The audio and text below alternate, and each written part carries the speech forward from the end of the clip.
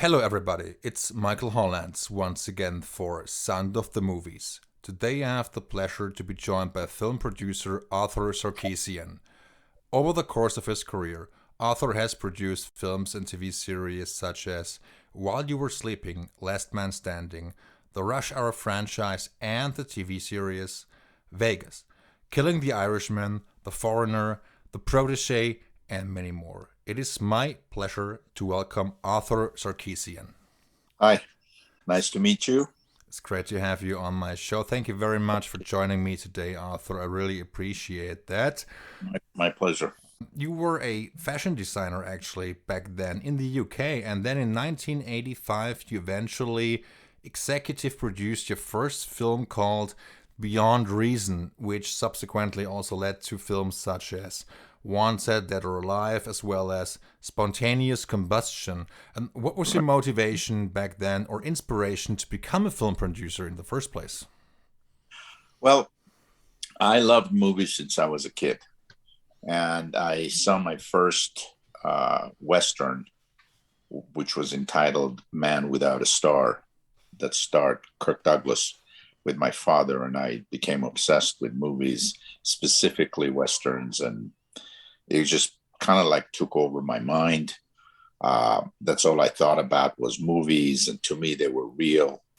I remember when Kirk Douglas was being beaten up in the ranch in a scene, I literally had tears in my eyes, and my father was saying, "It's just a movie." I said, "No, it's not. It's real. I'm there with whoever is on the screen." That's always been my feeling towards film. And I wanted to actually, at the time when I was a kid, maybe 12, 13, I wanted to leave and come to the United States and study film directing, but that didn't happen. So it kind of was something that transformed into just loving movies and watching movies, seeing as many as I can over and over again. Those days, of course, there were no videos and stuff like that. It was just a black and white TV. But I'm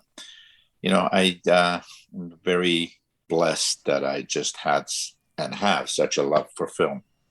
So that's what made me want to be in this field, one way or the other, and that's how it started. Okay, great. Thank you very much, Arthur. And many people have said that, of course, rising to the top and actually staying there and on the top is hard work. It takes dedication and patience and time. How would you describe some of your challenges which you have encountered early on in your career or throughout your career? There's been many, and it's always a struggle, no matter how successful you are. It's always back to the drawing boards with a new project. There's always these opinions, various people, executives, agent, whatever, that it's doesn't matter what you did, how successful it was. Most of the time, they kind of like try to push their opinions on you, or this won't work, that won't work. And it's just a matter of opinion. It's a matter of taste. It becomes your job, or it becomes your obsession, if you want to call it, that whatever it is that you want to do, you stick to it, and you're persistent and you keep pushing. Unfortunately, sometimes it doesn't happen. And sometimes if you're lucky, that project will happen a lot faster than something else would. I mean, Wanted Dead or Alive, While You Were Sleeping happened for me very quickly from the time that I got involved. I have projects that I absolutely love and I'm so passionate about that it's been 12, 14 years, but I'm not giving up on them because I know they're good, and I know the right time will come and the right person will do it. It's like a very dear friend of mine who I have a lot of respect for, Al Ruddy, who produced the Godfather series. He recently finished a movie called Cry Macho with Clint Eastwood, and that script's been around for years, and it's a story that will go on forever in this industry. It's just one of those things. Somebody reads it an actor who's the right person for it or a director, and it goes from the shelf onto the screen, which is great. And you just mentioned While You Were Sleeping, which was your breakthrough in one of my favorite rom-coms of the 1990s. It was back Thank you. then. You're welcome.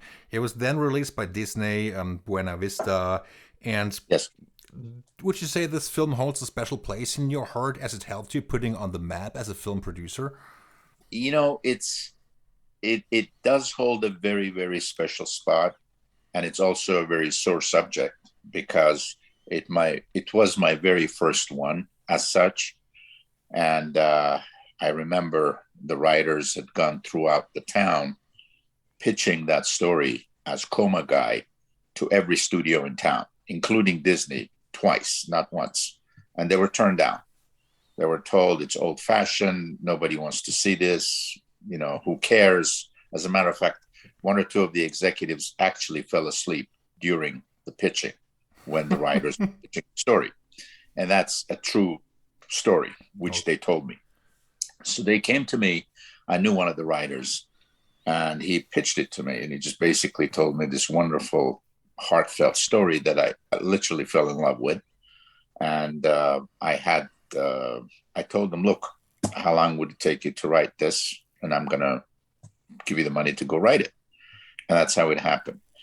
So when the screenplay was written, the very same screenplay that everybody turned down, and there was nothing different between their pitch, which was to the T what the script was. It came out, and I had a bidding war of 5 studios trying to buy the screenplay. Unfortunately, and this is an area where I don't really, it's not for an interview because this could take 10 hours of my time. It's more for a book, which I will save one day. Circumstances, whether you're led the wrong way or told the wrong thing, or you believe your agent or you believe somebody, it ended up at Disney in a way that I wouldn't have liked to have done that, because it came out of my control to a certain sense. But the end result was I loved the director, John, who's very talented. Yes. And when they bought the script, Disney, I will not mention names, but they basically rewrote the script, which was the biggest piece of shit I've ever read in my life. It had nothing to do with While You Were Sleeping. It was so forced. It was such a lame, stupid, unfeeling words, whatever you want to call it. It was just like, I was stunned. I was like, what the hell is this? And I was very, very depressed, very depressed. But then John went back to the original script, exactly what was developed, what I developed and sold them, and they shot the movie. And it was a great experience from that point. It's become this romantic comedy that plays every Christmas. And I don't know how many people I've run into that have told me it's one of my favorite movies. It makes me feel good. From that aspect of it, I'm very pleased. Great, and rightfully so. And Arthur, before we dive into your latest film, The Protégé, Sure. you just mentioned Disney, and isn't it a fact that Disney was also attached at first to, or had expressed interest in doing the Rush Hour film, and then eventually you had to get New Line Cinema interested? Yes. Rush Hour, the way Rush Hour happened is the writer came to my office while I was finishing While You Were Sleeping, and we were just talking. The good guy. I had given him a break on a script prior to that, years prior to that, which was bought by Columbia and then Orion and then back to Columbia. Like 6 different heads of studios optioned and re-optioned that script, never made it. So he came to me. We were just talking. He said, Arthur, what do you think about what do you want to make? I said, well, French Connection is one of my favorite movies. And I want a movie with 2 cops, a Chinese and an American. And I gave him a movie to watch, an old movie, which was about kidnapping a child and holding this family to ransom. And I said, listen, this is your parameters. This is what I would like to do. So he went away, came back. I think it was maybe 2 months or 3 months later. And he said, "What are you doing?" I said, "Nothing, just making calls." He said, "Here's a script I want you to read." It was called Rush Hour. He said, "I'm going to lock the door, sit here until you're finished." And that's how it happened. I read it. And I thought it was terrific as an idea. It was a lot more work to be done. And it was more on the serious side than on the comedic side. Basically, after that, since I had known him, he instructed his agency, William Morris at the time. It wasn't WME, it was just William Morris proper. That, I can take whichever territory I want. I chose Disney because I had done While You Were Sleeping there. Sold it to Disney. We then brought in Jim Kauf to do a rewrite. Jim had done many things, including Stakeout, which was a good movie. And it became more humorous, more towards 48 hours, so to speak. It actually, Rush Hour, when we tried to put it together at Disney, these things happen all the time. I was told, Jackie Chan, doing the $25 million movie, it's not going to make it. So we don't want to do it. So I took it out. I had relationships with New Line, and I set it up at New Line. And that's how that happened. Thank you very much for elaborating on that, Arthur. And now I would like to dive right into your new film called The Protégé. It has been released, and you once again worked with director Martin Campbell, who also previously directed The Foreigner. And you two seem to form a great team. And what does Martin Campbell bring to the table as a director? What special skills does he have? What do you think about his work as a director, and what makes you say that's Martin Campbell and that's his style? Okay, Martin, I've known Martin now for 38 years, and we became friends on a project that I own. I still own it. That he had fallen in love with and he wanted to direct. He was just starting. He had just done something called Edge of Darkness for TV.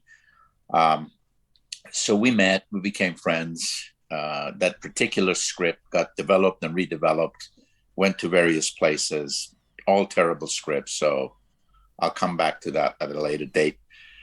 So he and I became close friends. I've always liked him. What I like about Martin is his commitment as a director to his crew, to his cast, to his talent, and the devotion he has when he steps on board to do something. He becomes a different person. It's like a Jekyll and Hyde. Once he commits, once he's on board, he is all about that movie. He's always on the set an hour or two before the crew, and he always leaves an hour or two afterwards. He's completely devoted. You trust your director, and that's where a producer's job starts. A, the screenplay, which is the star, and B, it's the trust you have in the ability of your director to navigate the ship. And that's what Martin's good at. He did one of my favorite Bond movies of all time, Casino Royale. Oh, great. I developed this relationship with him, and he's a great action director, characters, action. I went to him with The Foreigner, the script that Jackie had read and liked, but he didn't want to commit because he wanted to know who was going to direct it. The guy who wrote it, David Marconi, had brought the project to me. He said, Jackie wants to do this, but he won't do it without a director. So I thought of Martin. I gave it to Martin. He responded to it. And it was down to whether Jackie would approve him or not. So I flew out there with him to meet Jackie in Beijing. We had 3 great days with him. And Martin's terrific. And next thing, he committed and signed off. And that's how The Foreigner got made. Judging by today's standards in terms of action movies, I feel that both The Protégé and also The Foreigner are relatively grounded, not necessarily over the top, good action thrillers. But in today's cinema, you often have this CGI overkill, and you yourself have described your recent film, The Protégé, as a throwback to the 70s, if you will. A film which still shows a freshness, also due to the characters. Would you say it's particularly hard to pull off a film in this day and age which is not CGI driven, even though the young audience has been exposed to it? And I think many people are actually tired of this abundance of CGI. What's your take on that, if I may ask? I am in general not a CGI guy. I don't mind. I mean, I like the Avengers. I like Iron Man. I like Spider-Man, the original, but it is completely an overkill. And to me, when I'm watching a movie, especially if I'm watching an action movie, I want to be part of that movie. I want to be part of that story. So when I'm watching, and I'm not running, Fast and Furious down, but if I'm watching a car that is pulled on a string from 50,000 feet over a bridge and it ends up on the other side and the guy walks out, I know it's not real. So when it's not real, it takes me out of the movie. I don't care how much of an eye candy it is. That just does not interest me. And I think it really has become to a point where you can actually tell the CGI, and you can know when you're watching a movie. So for me, doing character-driven action movies, throwback of the 70s, 60s, movies that I was raised on, if you can bring the flavor of keeping it fresh, but being grounded, so you're just the character that's in the movie, I like that. I mean, a lot of people were talking about, Last Man Standing that I did with Walter Hill. That's one of my favorites of all time, by the way. And I'm so proud of that movie because, as you said, Michael, it's every time, and not many people saw that movie, but every time something comes up, it's always Last Man Standing that comes up first. And that really makes me feel good because it was just character. There was no CGI in it at all. And to me, it just has become a cult movie. That's my take on action movies. You can just storyline and grounded. That's what I respond to. CGI, for some reason, it's like watching a video game. And I think kids are so used to this fast video games. That's all they've seen. And the more but I think it's getting, as you said, it's getting tiring. Yes, absolutely. And I think many people want an about face and a change in terms of that.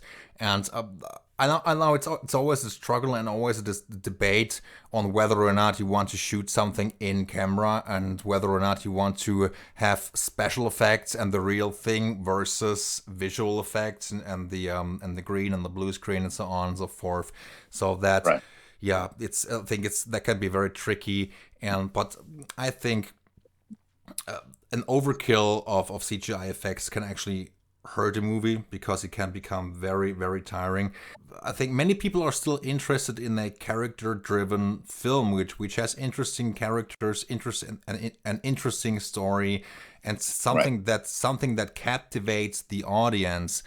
And yes. The story can be like a quote unquote relatively simple. I mean, Last Man Standing doesn't have a story which is overly complicated. It's not forced on the audience, but it's great storytelling and one of the best films you ever produced and one of my favorite films of Walter Hill's. Thank you very much. No, I agree with you. I mean, if it's characters, and I've seen it in certain sort of CGI driven movies like Venom, I thought was really good.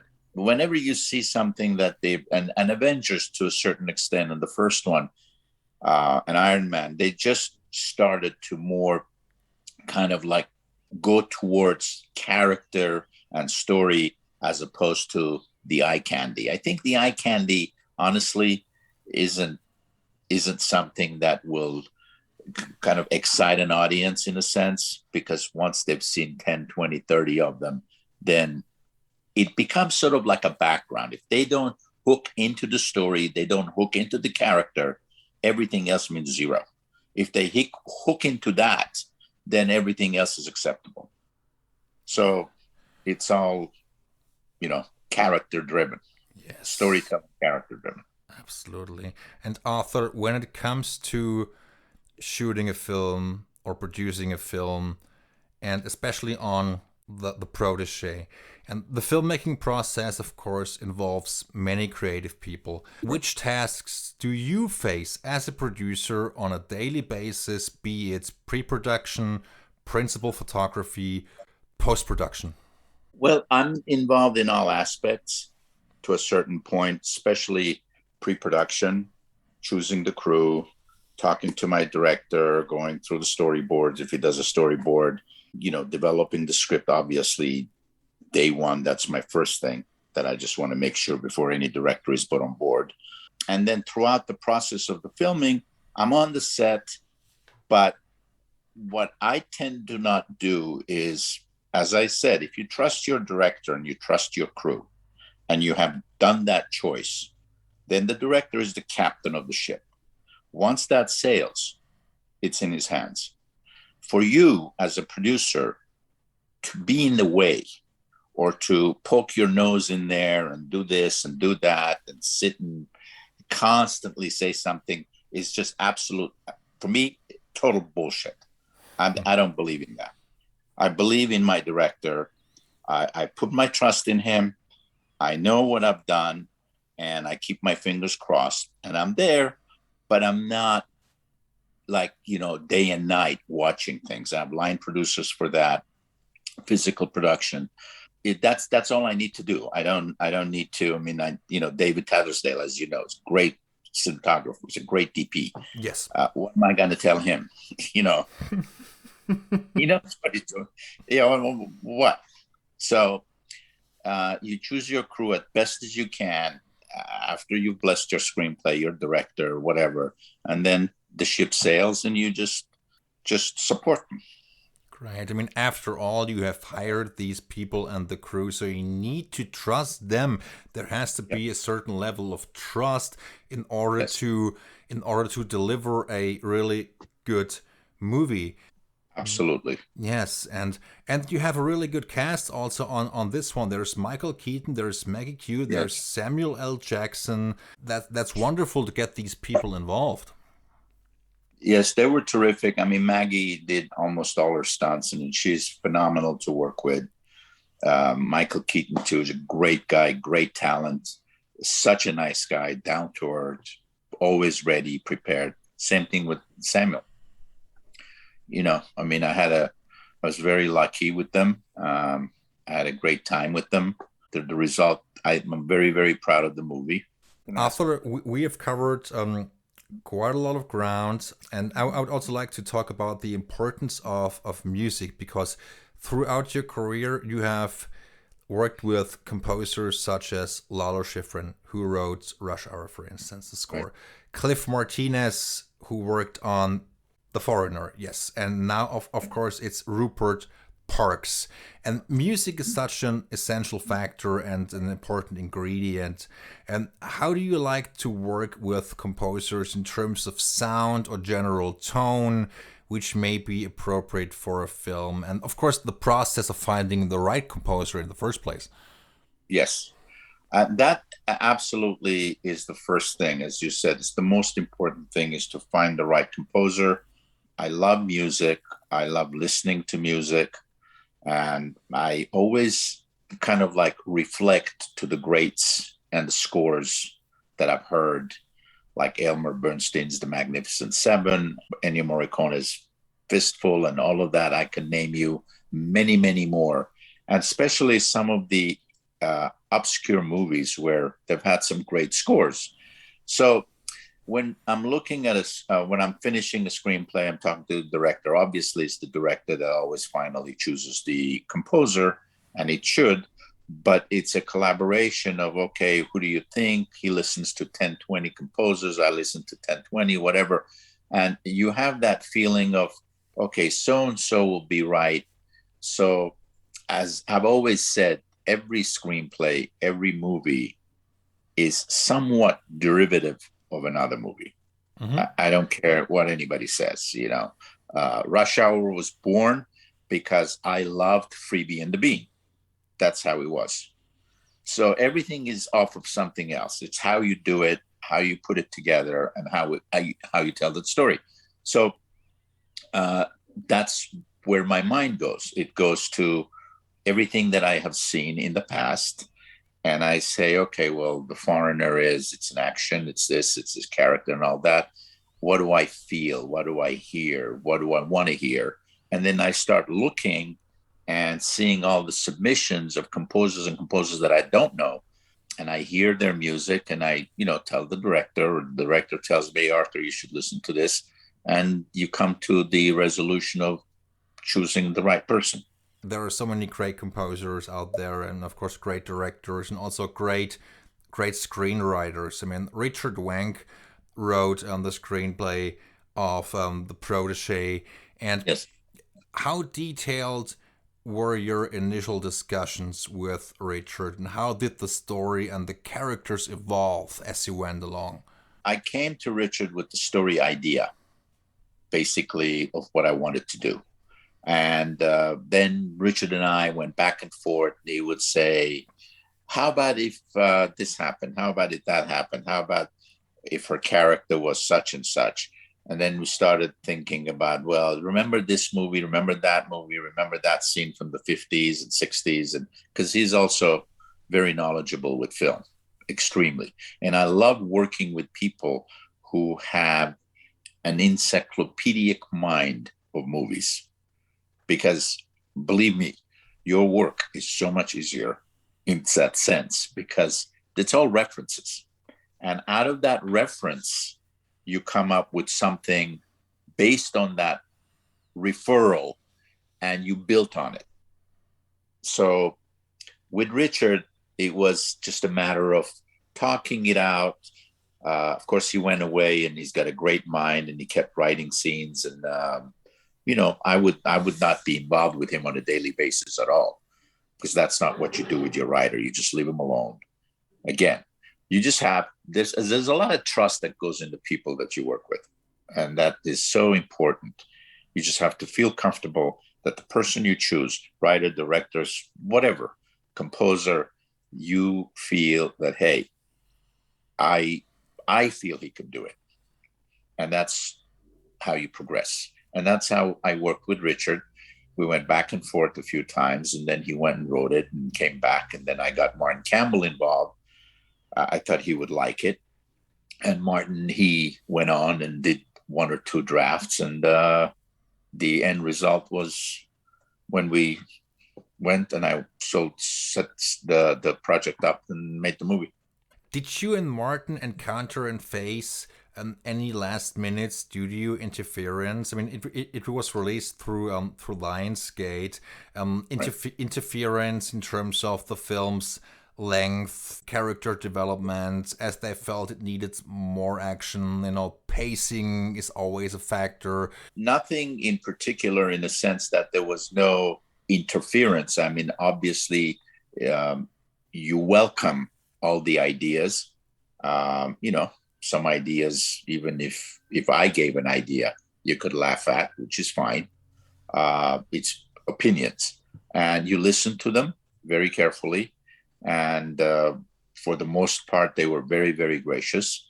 They would make comments on certain things, and he would, if it was right and if it was acceptable, Martin and I or whoever would listen to it for sure. You always listen.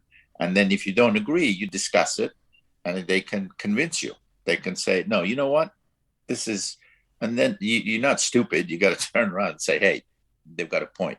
So it's about collaboration. It's you do your work, you throw it out there, people that are around you, people that are going to support the movie, you need their help and you need their input.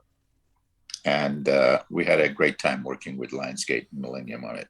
Did you have to to make some changes in terms of the action itself. You know, the MPA, formerly known as the MPAA, sometimes points a few fingers and says, "Well, that shot is too bloody. We need to trim that and that." No, I didn't. I didn't encounter anything, or maybe I would have been told on this one. I believe what we submitted was approved with an R rating. That was it. Is there anything else you would like to share with me and our audience about this film, and or any aspect of the Protégé which you are most proud of? Anything that comes to mind which you would like to share with me and the audience? I'm proud of almost all the movies that I've done, except one or two. We'll discuss that at a later time. I like the idea of, you have something in your head and you find the right writer, you find the right director, you find the right cast. And out of a sort of a dream, when you're sitting on your couch, doodling on a paper, thinking about whatever you're thinking about, and say, hey, maybe this would, let me think about this. And then out of this kernel of an idea, you end up with everything on the Protégé. It's a great feeling, and it's a satisfying feeling. And it's all down to being persistent, believing in your ideas, believing in your people, and really being committed. If you want to be in this business because you heard the entertainment business is glamorous and you want your name on the lights, trust me, that's the last thing. It is the last thing. If you love movies, then you definitely have to commit to it and stick to it. Yes, commitment is very important, and dedication.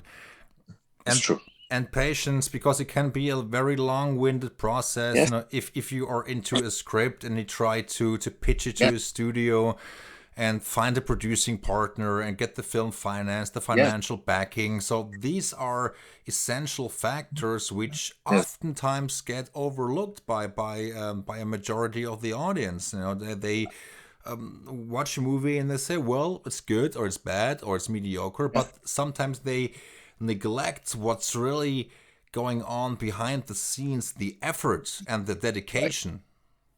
I completely agree with you. I mean, listen, talking about stuff that you have, I mean, I have something that I bought in 1986, the rights to it. And I bought it because I idolized Steve McQueen, and he was going to play the lead. And unfortunately, he passed away. And I wasn't involved, of course, at the time. And then after Steve McQueen, Clint Eastwood stepped in for a brief period. That didn't happen. Anyway, I bought the rights, and I had maybe 7 or 8 horrible scripts written. And I just recently, maybe I would say 2 weeks ago, a young writer, a very talented guy, gave me the best thing I've ever read in all these years. So you just don't give up. Yes. You have to stick to it. For all these years, hopefully it will come to fruition, but it's very clear. It's just, you never know. It could happen in 1 year. It could happen in 25, 30 years. Yes, absolutely true. And Arthur, can you disclose some details about your future projects, also including Rush Hour 4? Well, okay. I mean, I'm working on something right now called The Father, which will star Donnie Yen. And it's a story set in the 70s Boston. I love the script. I think it's going to be Donnie's really big international calling card. And he's a great talent. He's a fantastic martial artist, and he's a very good actor. And I've been looking forward to working with him for a while. I've known him for a while, and I really have a lot of respect for him. Other than that, I'm working on Rush Hour 4. I can't make any comments on that, but I think I'm pretty close. Okay. I know Jackie and Chris will be on board. And other than that, I'm working on a remake of a Jean-Pierre Melville movie, which, again, it takes me back to owning something for a while. I've had that for 15 years. And it was a blacklisted writer screenplay that got all the raves several years ago. Nothing happened. Again, I have landed a director that I believe in very much, very talented guy, somewhat of a newcomer, but I know that's going to come to pass very, very soon. And that's it. If you have an idea, let me know. Great. Sounds very very promising, and I'm looking forward to your future projects. And Arthur, is there anything else on your mind which you would like to share? I mean, the only thing I could say is for anyone that is starting out, for anyone that is out there, whether they're writers, producers, my only advice for being around is stick to your guns. Don't be intimidated. Don't let the powers that be phase you or push you in the wrong way or convince you to do something else, whether they're attorneys or executives or whatever, because I've lived through it. And it's hard, very hard. Yes. But, the only advice I can give is just be very, very strong and don't buckle in just because you see somebody at some major place saying, I can get this done. And then you just fall for it and you give in. And next thing you know, there's a knife in your back. I think you have to be very patient, strong-willed, and oftentimes you simply can't take no for an answer, and you have to do what you believe in. And of course, it's a process which doesn't happen overnight. Whether you're a director or producer, composer, screenwriter, so it's a very let's say tricky business, and lots of big egos involved, I'm sure. And believe me, I'm telling you, huge egos and people who at times have absolutely nothing to do with your project, nothing whatsoever, that end up getting a credit or become your partner, and you don't even know how it happened. And then you find out it was very unethical.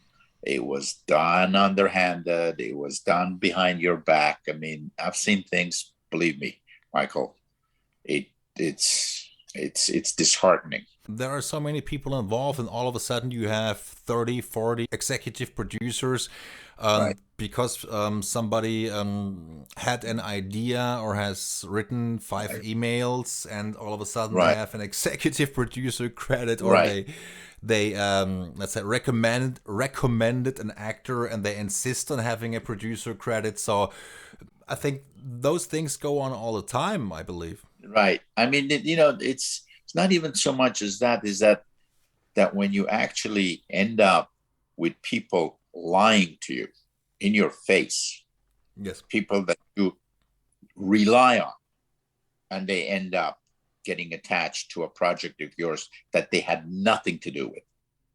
And it's just very frustrating. Anyway, it's happened to me. I hope it doesn't happen to anyone, but the only way is to listen to people that have lived that life, and pay attention to it, because it's very easy to be swayed and tricked. Arthur, thank you very, very much for taking so much time out of your schedule. I really appreciate that. It was such a great interview. I hope you enjoyed the conversation as well. I really loved it. I did, and I'm very happy to talk to someone that I can feel that you love movies, because it looks like you've done your homework, and I could just tell. And I'm very, very appreciative and grateful for that. And I wish you best of luck. I'm here if you need me. Have a great weekend. Great. I'm looking forward to more chats down the road. Thank you very much.